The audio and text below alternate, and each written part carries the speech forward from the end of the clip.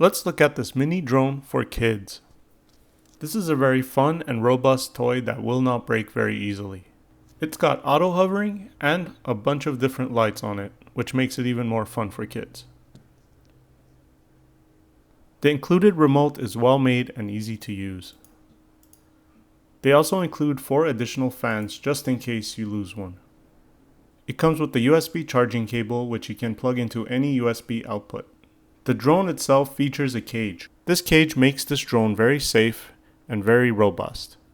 Let me go ahead and plug this in and charge it up.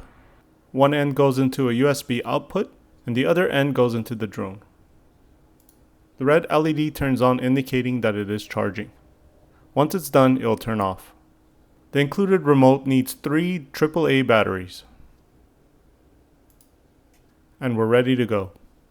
This drone puts out a very fun and mesmerizing light show.